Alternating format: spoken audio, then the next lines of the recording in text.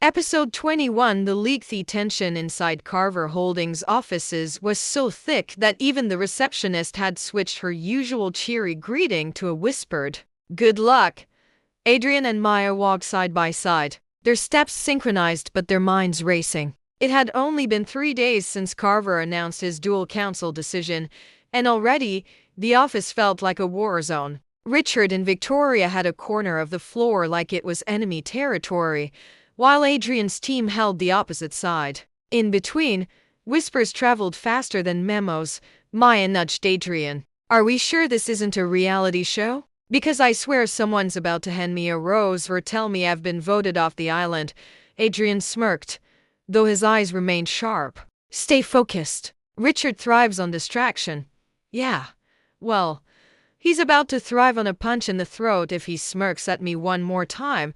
Adrian squeezed her hand briefly before they entered the glass-walled conference room. Inside, Carver, his board, Richard, and Victoria were already waiting. Carver's expression was stormy. "We've got a problem." Adrian straightened. "What happened?" Carver slid a folder across the table. "Confidential details about our shipping contracts were leaked. The press knows things only this team could have access to. This could cost us millions." Maya leaned forward, her heart pounding. "Leaked? How?" Richard's grin spread slowly. "Funny you should ask." He slid a document forward like a magician revealing his final trick. The leak originated from Maya's access point. The words hit like a punch. Maya's stomach dropped. "What? That's impossible." "I wouldn't even know how." Victoria's voice was cool, slicing. "Your login credentials were used. The timestamp matches when you stayed late here 2 nights ago." Adrian's gaze flicked to Maya, and for the first time, doubt clouded his eyes. "Maya saw it." "I felt it, and it burned." "Adrian, you don't believe this, do you?" The room went quiet, everyone watching the exchange.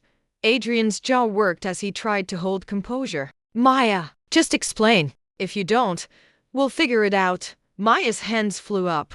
"There's nothing to explain. I didn't do it. Someone must have hacked me or set me up."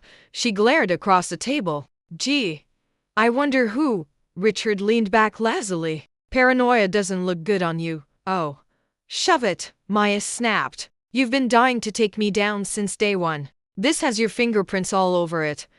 Victoria's smile was razor thin. "Careful, darling. Accusations without proof can get messy."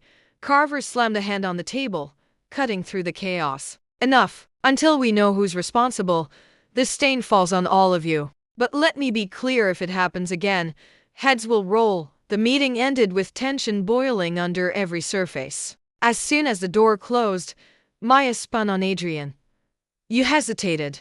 Her voice cracked. "You actually thought I might have done it." Adrian rubbed a hand over his face. "Maya, put yourself in my shoes. The evidence points directly to your account." Her chest tightened. "So what? You think I'm stupid enough to sabotage the man I'm literally—" She stopped herself, biting down the words. Adrian's eyes softened, but his voice stayed even. "I don't think you're stupid.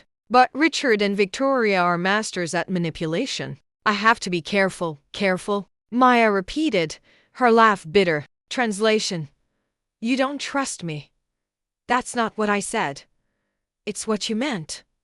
She grabbed her bag, blinking fast against the sting in her eyes. "You know what? Figure it out without me."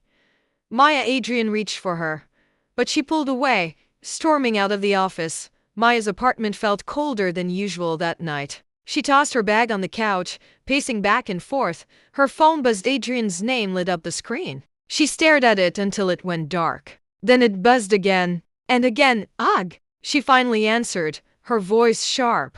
"What?"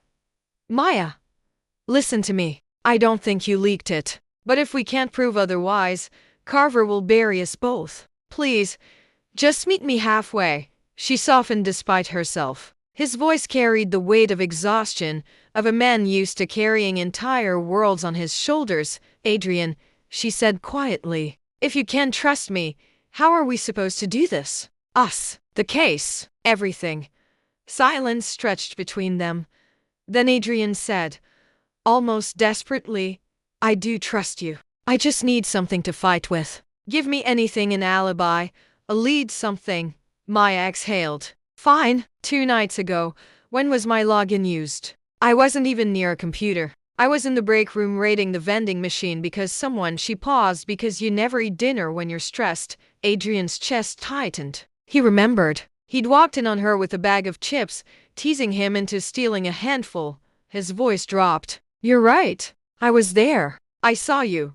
The tension cracked just a little. So now what? She asked. Adrian's lawyer brain clicked into overdrive. Now we find out who else had access. If they're framing you, they'll slip up. The next morning, Adrian called an emergency huddle with his team minus Maya, who stubbornly refused to show up. Someone used her login, Adrian explained. That means either a hack or an inside job. I want logs, security footage, anything that proves she wasn't the one.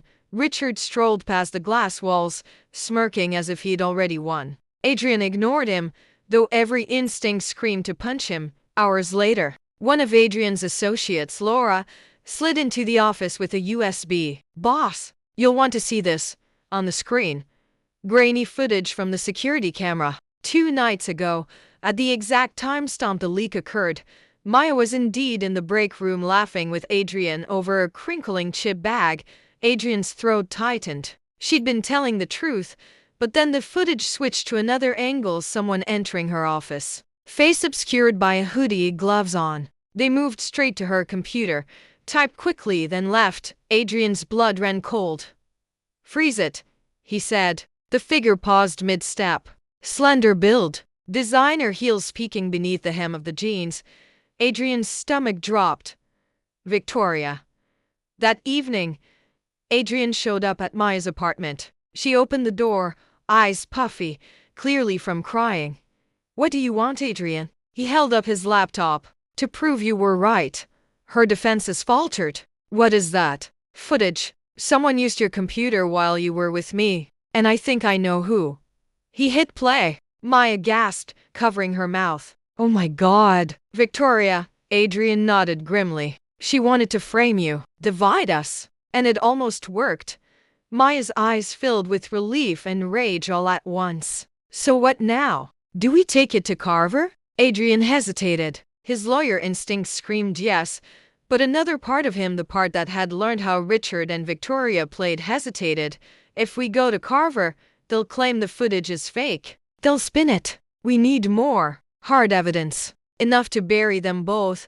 Maya stepped closer, fire in her eyes. Then let's bury them. Adrian looked at her, at the fierce determination radiating from her, and felt a pull in his chest so strong it almost hurt. You really want to go to war with me? He asked softly. Maya smirked. War? Adrian, I was born for drama. He couldn't help it. He kissed her, hard, desperate, the kind of kiss that promised battles and victories and something deeper than either of them had dared admit. But just as heat rose between them, Adrian's phone buzzed again. He almost ignored it until he saw the message. From unknown number. You think Victoria's the enemy. You're wrong. Look closer to home. Adrian pulled back, the blood draining from his face. Maya frowned. What is it? Adrian stared at the screen, his mind spinning. Someone else is playing this game, and we don't even know who.